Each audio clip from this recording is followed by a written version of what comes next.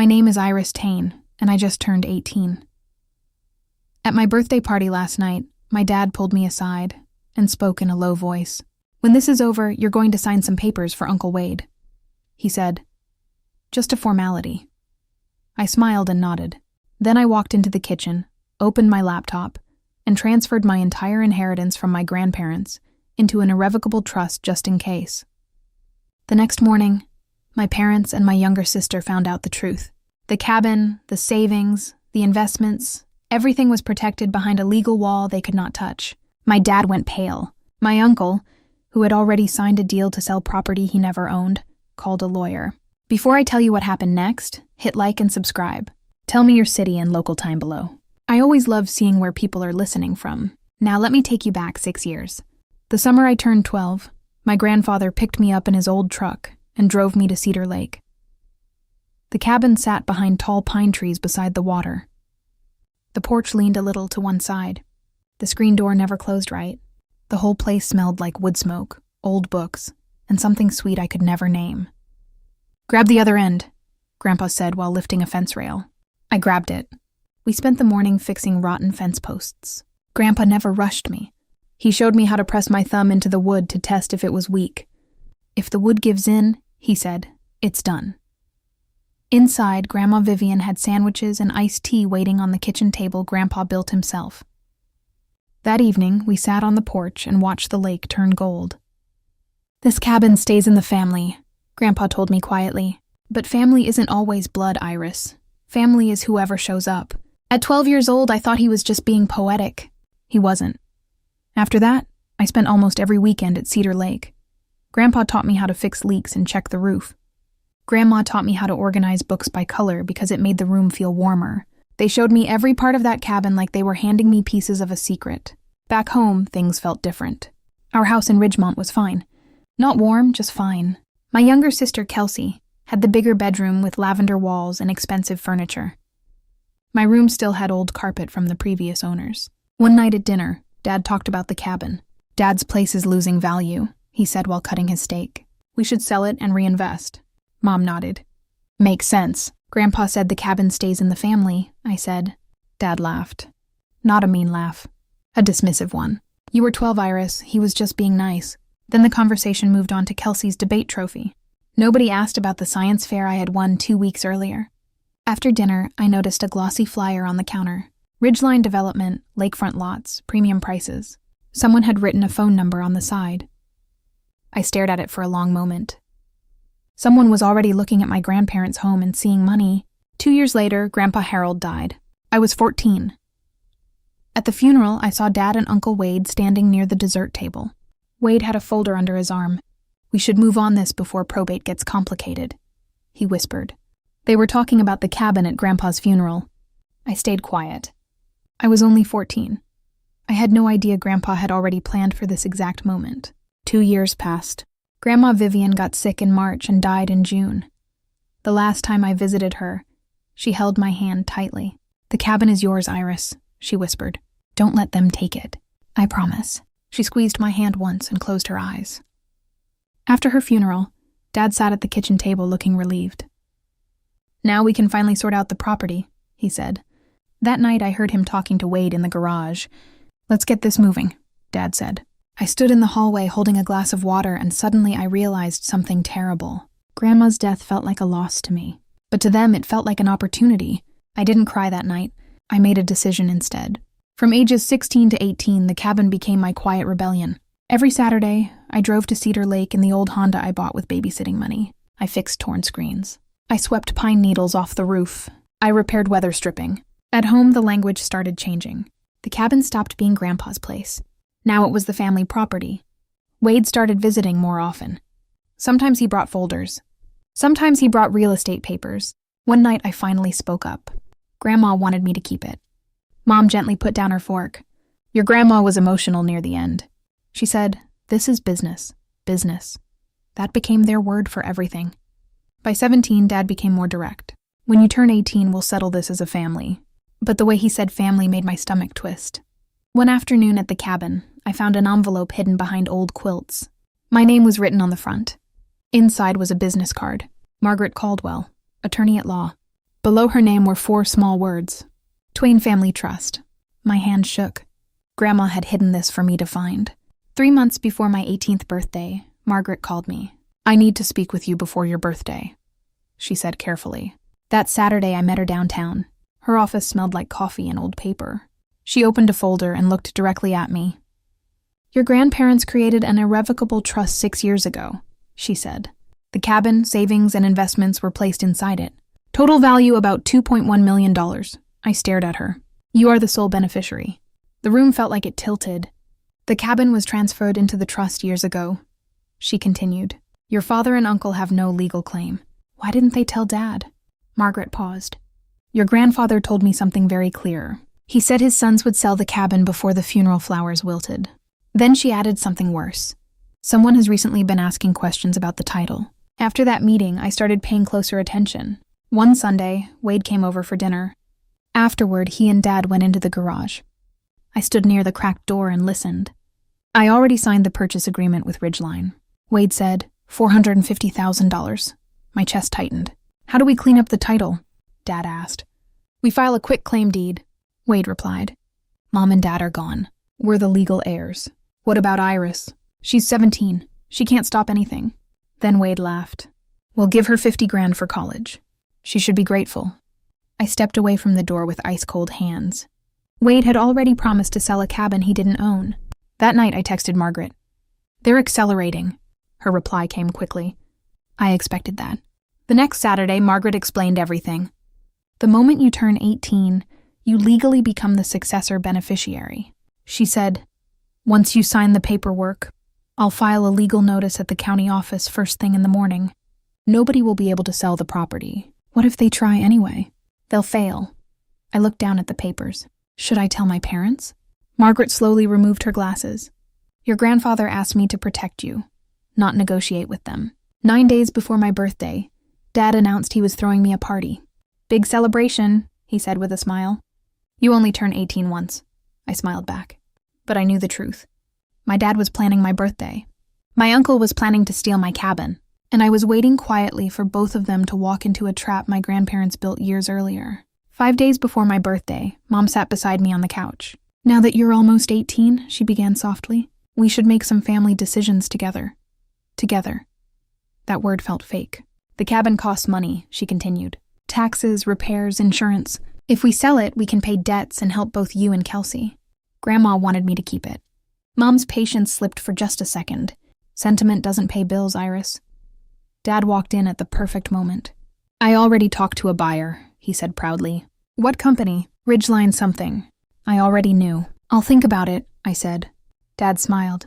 "That's my girl." Later that night, Kelsey came into my room. "Mom and Dad keep talking about the cabin after they think I'm asleep," she whispered. "They sound excited. Is something happening?" I tucked the blanket around her feet. "Don't worry about it." But she still looked worried. 3 days before my birthday, Uncle Wade stopped me in the driveway. He smiled like a salesman. "The land alone is worth 450 grand, he said. "You say yes, and you walk away with 50,000 cash, and you get the rest." His smile tightened. "You're young, Iris. 50,000 is a lot of money. Whose name is on the deed? Your grandparents, but they're gone now. That's not how ownership works." For 1 second, his expression changed. Then he smiled again. "Don't overthink this." As soon as he drove away, he called someone.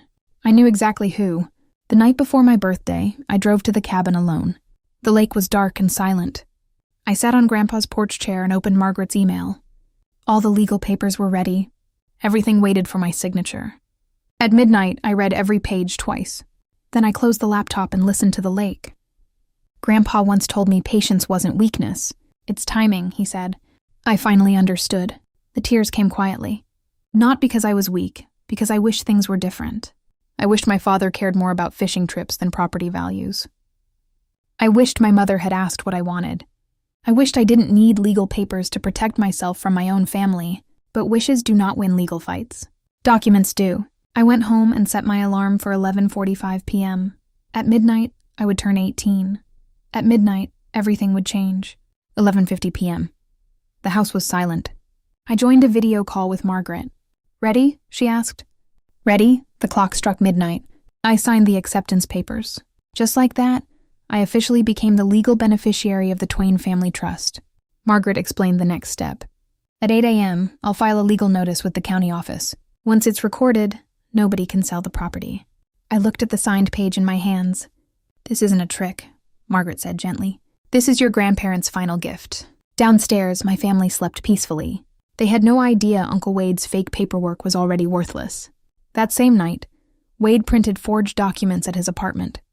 He called Dad around 11:30. Everything's ready, he said. We file tomorrow morning. Dad sounded nervous. You sure this works? Simple transfer between heirs. But it wasn't simple. Wade had already signed a contract with Ridgeline Development. If he failed to provide ownership papers, he would owe them $45,000. He bet everything on property he never checked properly. And by morning, he was going to learn the truth. My birthday party started at 4 in the afternoon. The living room was full of neighbors, church friends, and relatives.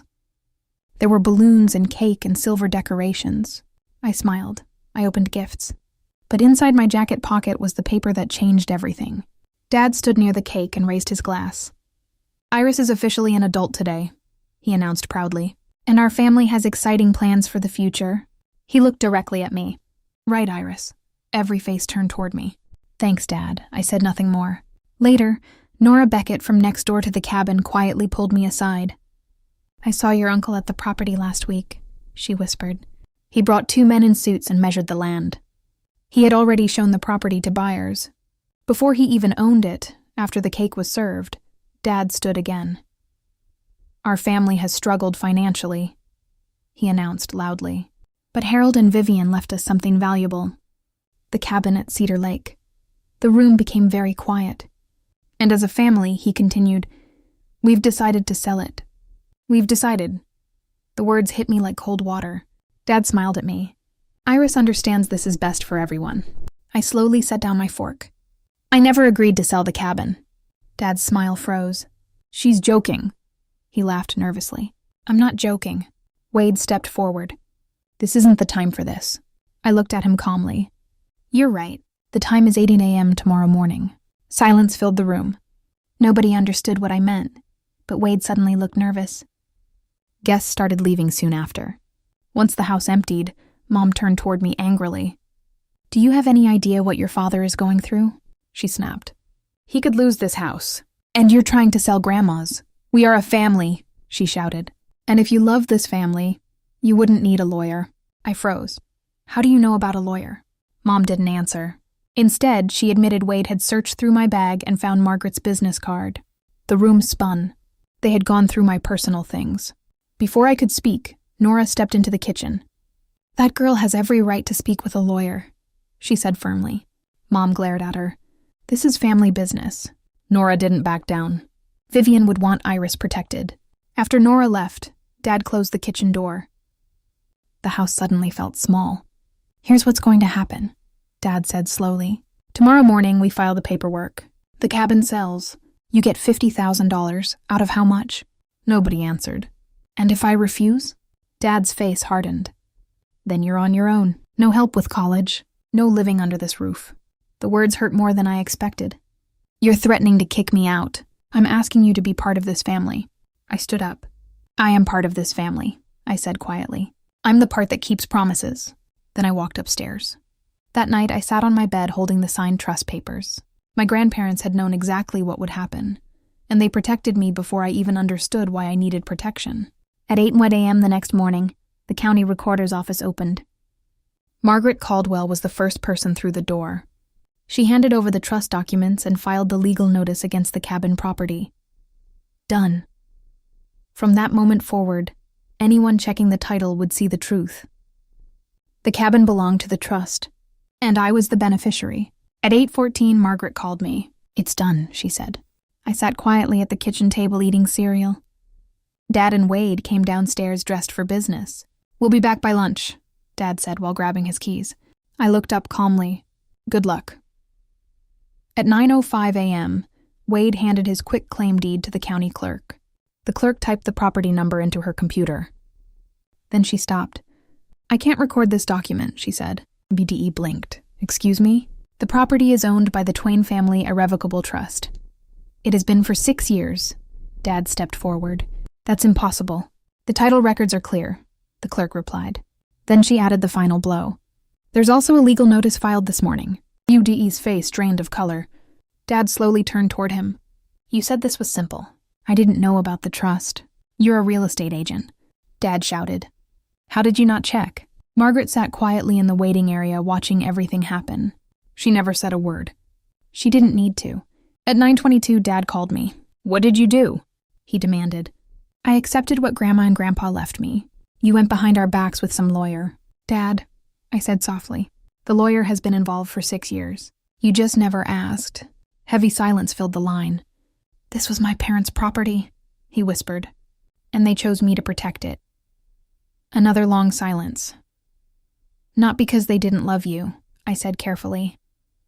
Because they didn't trust you with it. Dad hung up. A few minutes later, Ridgeline Development called me. Their lawyer sounded frustrated. We have a signed contract from Wade Tane.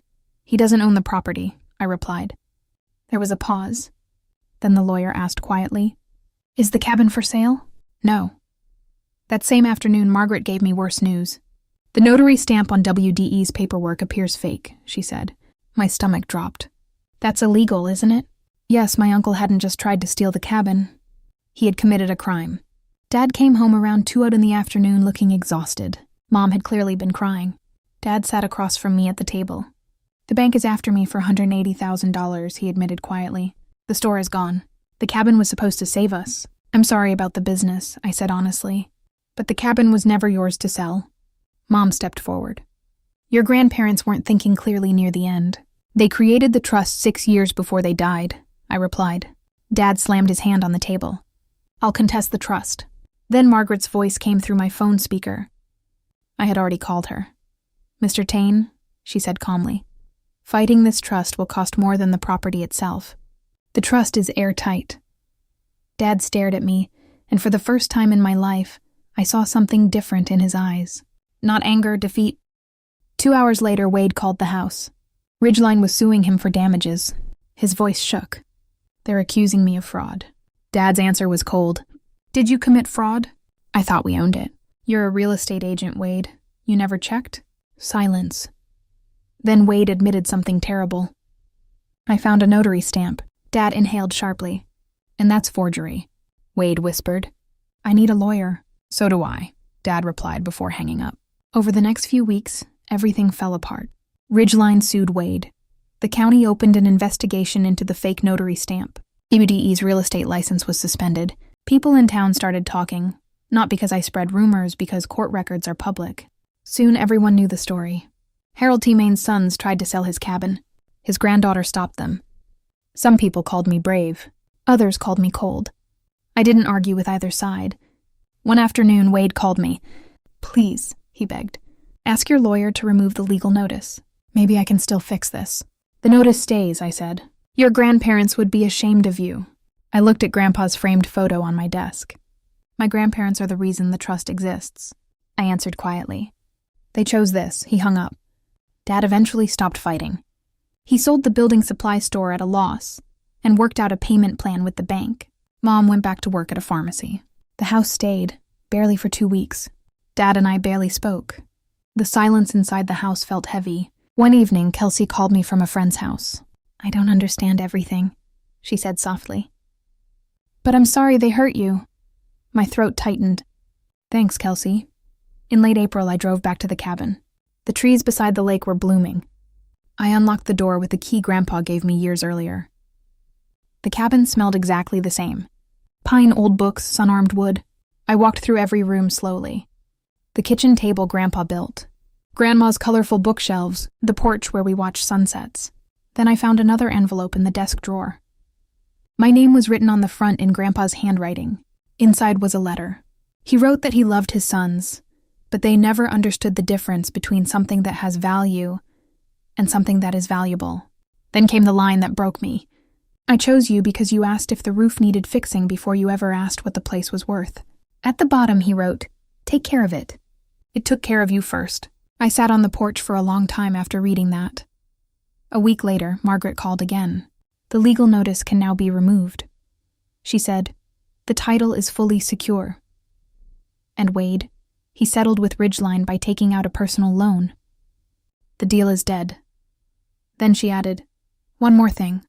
Your grandparents also created a separate college fund for you, $50,000. With interest, it's now over $58,000. I closed my eyes. $50,000. The same amount Dad and Wade tried to use to buy my silence. My grandparents had already planned everything, quietly, carefully, with love. That week, I enrolled at Ridgemont Community College, environmental science, minor in forestry. The cabin was only 20 minutes away. For the first time, I wrote the cabin's address under home address, and it finally felt true. A few days later, I asked Mom and Dad to meet me at a coffee shop. Neutral ground. Not the house, not the cabin. Somewhere calm. They looked nervous when they arrived. After we sat down, I spoke first. "I love both of you," I said quietly, "but the cabin is not for sale. Not now. Not ever." Mom opened her mouth to argue. I stopped her gently. "You threatened to throw me out. You searched through my bag. You tried to pressure me into giving away something Grandma trusted me to protect." Dad stared into his coffee. Finally, he whispered, "I don't know how to fix this." "You don't have to fix it today," I said. Then I stood up. "I'll call you Sunday." It wasn't forgiveness, but it was a beginning. One Sunday in May, Kelsey came to the cabin carrying pizza. We sat on the porch watching the lake. "I didn't know about any of it," she said quietly. "I know. Was I part of the problem?" I looked at my little sister. She hadn't asked for any of this. "You were a kid, Kelsey. We both were." She looked out at the water. "It's beautiful here. Grandma used to say that every time she sat on this porch." Kelsey smiled softly. "Can I come back sometimes?" "Anytime." We spent the afternoon talking about school and the dock and the heron standing near the shore. For the first time in a long while, things felt peaceful. Early one morning in June, I sat alone on the porch with a cup of coffee. Mist floated above Cedar Lake. The trees stood dark against the sunrise. I thought about everything that happened. I didn't win against my family. There's no victory in being hurt by people who were supposed to protect you. But I kept my promise, and for the first time in my life, I stood somewhere that truly belonged to me. Not because I fought harder, because two people loved me enough to prepare for the future before I even saw the storm coming. My grandparents couldn't stop my father from becoming desperate. They couldn't stop Wade from chasing money, but they could make sure I had solid ground beneath my feet. I looked out at the lake turning blue in the morning light. Grandpa was right. There's a difference between something that has value and something that is valuable. And my family spent years focused on the wrong one. If you're listening to this and you feel like nobody is protecting you, remember something. Sometimes the people who love you prepare for you quietly. Sometimes they build shelter long before the storm arrives. And sometimes all you have to do is keep the promise they trusted you with. That's my story. If it made you feel something, share it with someone who needs to hear it. And if you haven't subscribed yet, I'd love to see you in the next story.